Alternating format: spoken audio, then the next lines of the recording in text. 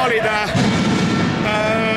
rasked nad neil olid, aga see andis nagu mingil määral niisuguse, ütleme niinimetatud väikse niisuguse võidu võib-olla kuradi feelingu sisse, eks ole. Nüüd, kui me järgmisele mängule läheme, võib-olla me oleme vähe enesekindlamad, kui me olime algul, kui me alustasime play-off'e.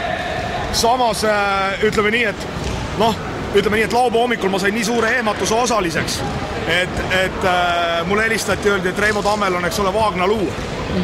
Ja siis täna hommikul pildi ülevaatamisel seda öeldi traumapunktis.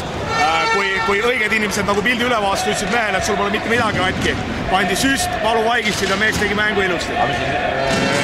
Millest see siis oli? Ei no see oli mängu olukord, kus ta sai laksu ja ta läks ise traumapunkti. Ranglu või Vaagna? Ranglu. Ranglu, vabandust. Ja siis öeldi, laupäeva hommikul öeldi, et Reimol on hooaeg läbi põhimõtteliselt. Ma olin šokis ja nüüd täna hommikul ma tulin sealt välja.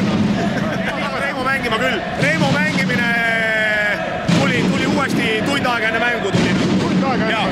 Ta ei olnud hommikul trennis, ta polnud mitte kuskil terve see aeg.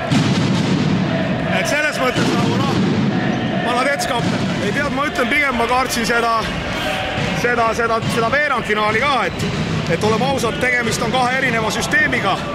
Üks on võistkond, kes töötab niinimetatud, ma ei tea, mis stiilis on ju.